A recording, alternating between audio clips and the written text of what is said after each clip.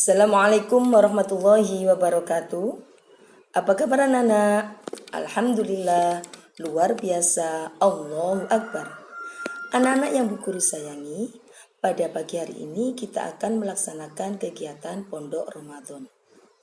Tidak terasa, pada hari ini kita sudah memasuki puasa hari yang ke-21. Bagaimana puasanya anak-anak? Masih lancar? Atau ada yang sudah bolong, tidak berpuasa? Mudah-mudahan masih lancar. Anak-anak yang Bu Guru sayangi, pada materi kali ini kita akan belajar tentang puasa Ramadan. Yang pertama adalah pengertian puasa. Puasa menurut bahasa ialah menahan. Sedangkan menurut istilah ialah menahan diri dari hal-hal yang membatalkan puasa, mulai dari terbit fajar sampai terbenam matahari. Jadi kita melaksanakan puasanya mulai dari terbit fajar sampai terbenam matahari. Kapan terbenamnya matahari? Ketika maghrib tiba, maka itu waktu berpuasa. Selanjutnya adalah hukum puasa pada bulan Ramadan. Puasa pada bulan Ramadan hukumnya wajib. Sebagaimana firman Allah Subhanahu wa taala dalam surat Al-Baqarah ayat 183. A'udzu billahi minasyaitonir rajim. Ya ayyuhalladzina amanu kutiba alaikumus syiyamu kama kutiba alal ladzina min qablikum la'allakum tattaqun. Artinya, hai orang-orang yang beriman, diwajibkan atas kamu berpuasa sebagaimana diwajibkan atas orang-orang sebelum kamu agar kamu bertakwa. Quran Surat Al-Baqarah ayat 183. Dari situ sudah jelas bahwasannya hukum melaksanakan puasa Ramadan adalah wajib. Apa arti wajib? Wajib artinya jika dikerjakan mendapat pahala, jika ditinggalkan berdosa. Jadi kalau anak-anak melaksanakan puasa, maka anak-anak akan mendapat pahala. Jika meninggalkannya, maka berdosa. Karena puasa Ramadan itu hukumnya wajib. Selanjutnya syarat wajib puasa. Yang pertama adalah berakal. Yang kedua baligh, yang ketiga kuat berpuasa. Jadi orang yang berakal, sudah baligh dan kuat berpuasa, maka puasa Ramadan menjadi wajib baginya. Selanjutnya adalah syarat syah puasa.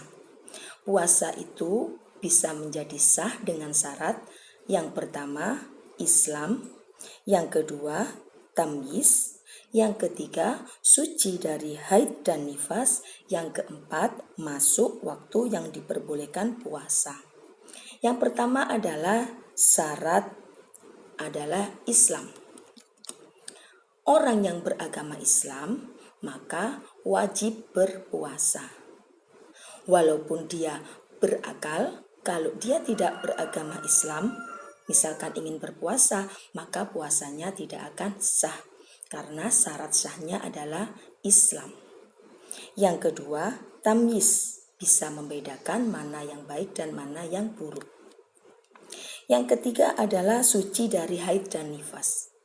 Puasa itu dianggap sah jika dia tidak sedang haid atau nifas. Ini bagi perempuan yang sudah baligh. Yang keempat adalah masuk waktu yang diperbolehkan berpuasa. Kapan tadi waktunya? Setelah terbit fajar sampai terbenam matahari. Kapan waktu berpuasa? Mulai dari terbit fajar sampai terbenam matahari.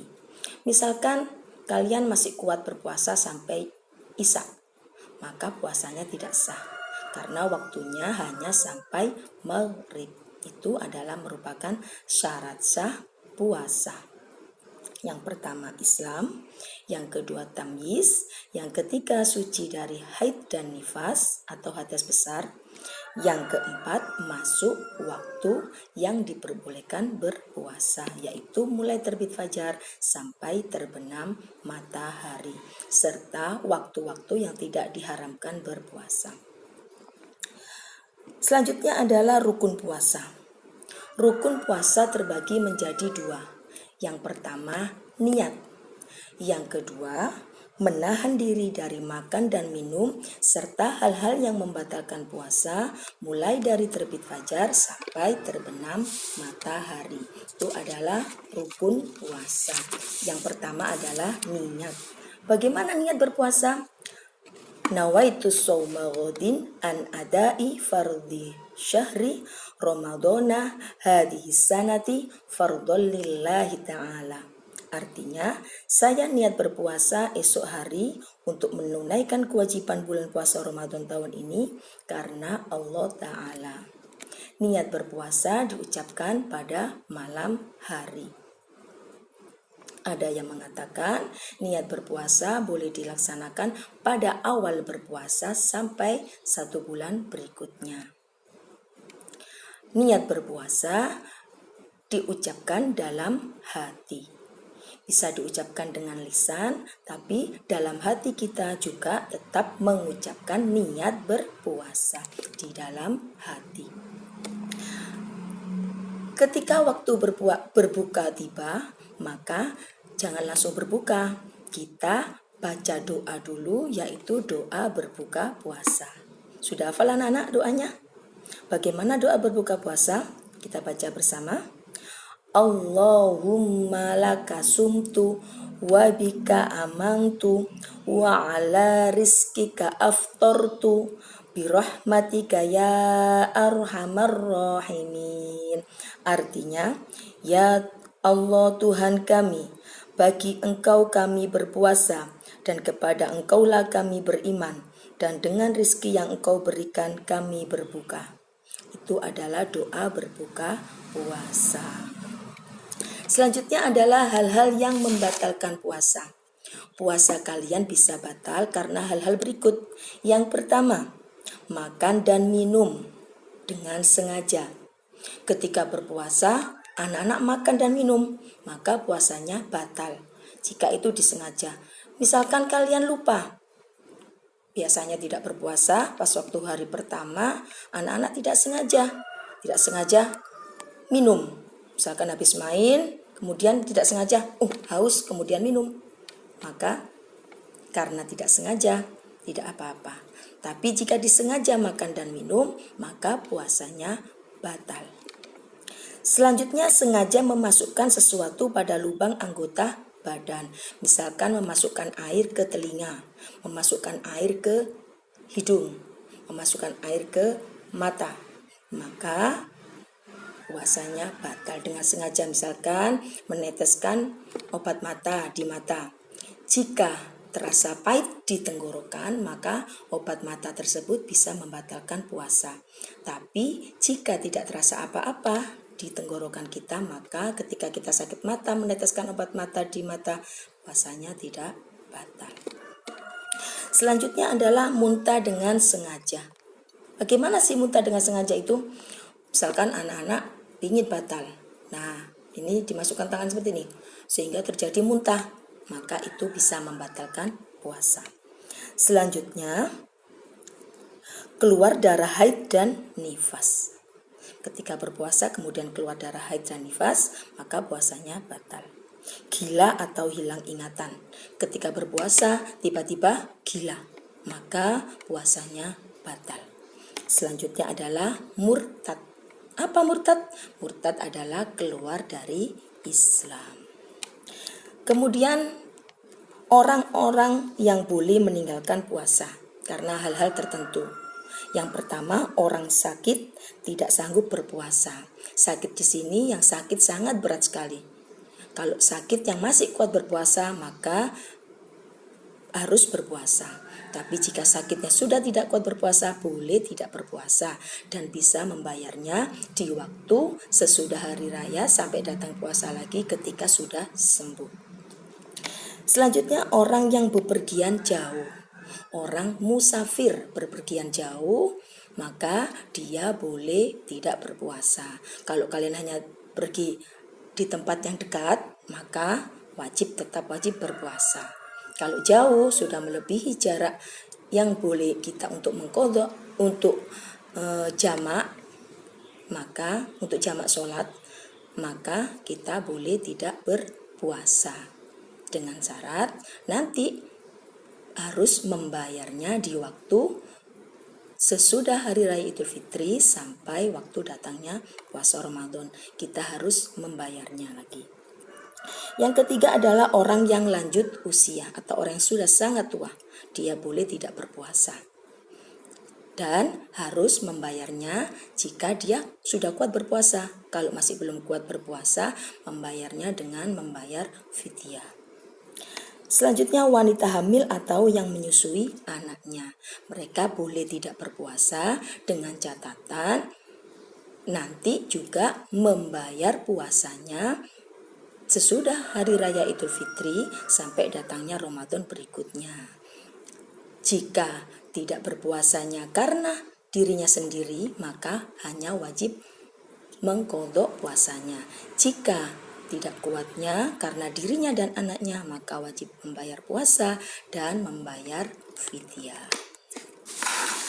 Kemudian hal-hal selanjutnya adalah amalan sunnah yang berhubungan dengan puasa bulan Ramadan. Apa saja itu anak-anak?